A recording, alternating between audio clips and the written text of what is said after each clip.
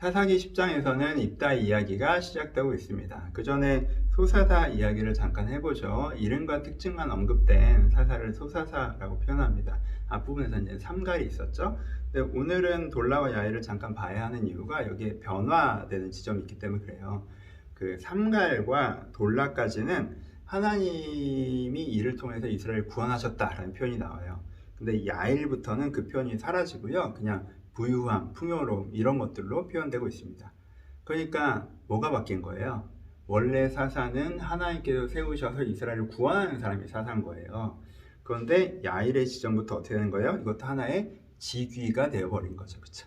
그래서 돈 많은 사람들이 뭐 이렇게 권력 있는 사람들이 땅 많이 한 사람들이 자기가 사사임네 하는 이런 상태가 되는 것을 이야기하고 있습니다. 그러니까 암흑기의 본격적인 시작을 소사사를 통해서도 보여주고 계시죠. 두 번째 이제 입다 얘기 시작해 봅시다. 입다 얘기의 전반부인데 이게 아무래도 설명을 하려면 11장 12장까지 대략적으로 조금 같이 설명을 해보도록 하겠습니다. 오늘 나오는 부분에 입다가 등장하지 않고요. 하나님과 이스라엘의 대화가 주로 나오고 있습니다. 이스라엘이 또 바알과 아세다로 이방신들을 섬기죠. 그래서 그들이 다시 암몬의 압제 아래 들어가게 됩니다. 그들이 고통당하다가 이제 하나님을 찾죠. 근데 하나님을 찾으면서 이들이 회개 기도를 하는 게 오늘 나와 있는데 굉장히 좋은 기도를 하나 옆에 드립니다. 왜냐하면 우상 숭배를 포기하는 회개 기도를 드리거든요. 그게 핵심이잖아요. 그 기도를 이들이 드려요.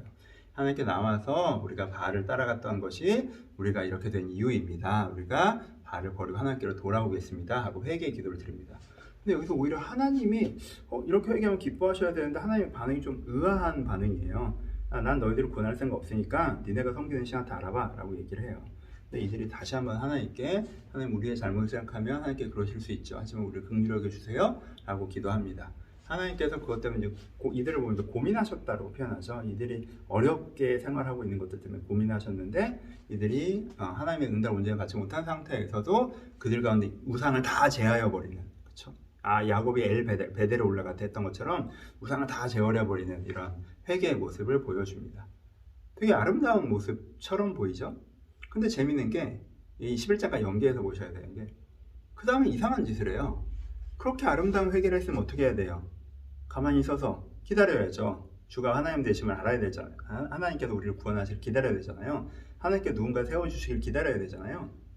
하나님께서 사사를 세우시길, 그렇죠? 근데 그렇게 안 하고 어떻게 해요? 동네에서 제일 싸움 잘하는 애, 걔가 나쁜 놈인 건 다 알지만 또 싸움은 제일 잘해. 그런 잘하는 애한테 가서 직위를 두고 거래를 하죠. 그렇게 그를 지도자로 섭외합니다. 이게 맞아요? 이들이 앞에서 드리는 회개의 기도와 뒤에서 지도자를 세우는 방식이 맞습니까? 안 맞죠? 이게 입다 이야기의 반복되는 패턴이에요. 입다가 세우신 다음에 11장에서도 입다가 세우신 다음에 어떻게 하면요, 이스라엘 역사를 통찰하는 설교 비슷한 것을 합니다. 대단해요. 거의 모세의 고백을 그대로 쫙 하거든요. 거의 이것만 보면 입다가 신앙이 진짜 좋구나 라고 생각돼요. 근데 그 다음에 무슨 짓을 하냐면요, 하나님 이 전쟁에 승리하게 해주시면 사람을 제사로 드릴게요 라고 얘기를 해요. 이게 무슨 소리야? 말도 안 되는 소리를 해요. 이게 입다 이야기 패턴이에요. 세 번째는 뭐예요? 그래서 하나님께서 이들이 어렵게 지나는 것 때문에 말도 안 되는 애지만 얘를 통해서 이기게 해주세요.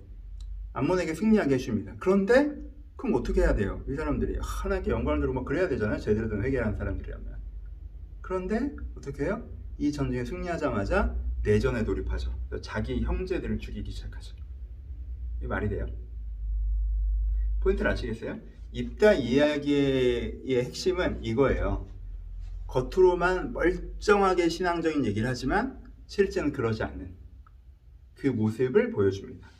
그래서 어떤 의미에서는 아비멜렉 시대보다 더 신앙이 안 좋아진 모습을 보여주고 있어요. 이 사람들은 어떤 사람들이에요? 정답을 알고는 있지만 정작 그 뜻은 모르는 사람들이죠.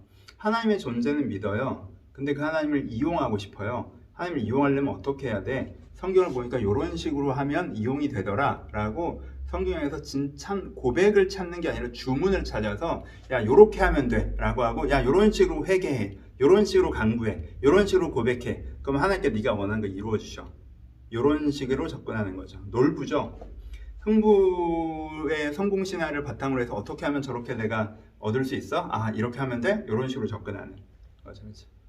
바리새인들도 이랬죠. 그래서 바리새인들도 어느 부분은 멀쩡한 얘기를 하는데 그리고는 또 이상한 헛소리를 하잖아요. 그렇죠?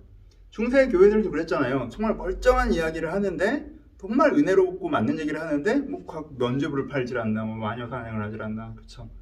현대 교회도 그럴 때가 있잖아요. 멀쩡한 말씀을 전하는 것 같은데 어떤 설교를 들어보면 너무 은혜로운 얘기인데 보면 그게 전혀 아니고 교회가, 그렇죠? 뭐예요? 그러니까 이 사람들을 바울이 표현하기 뭐예요? 그들이 자신이 확증하는 것도 깨닫지 못하는 사람들이라고 바울이 이런 사람들을 표현해요.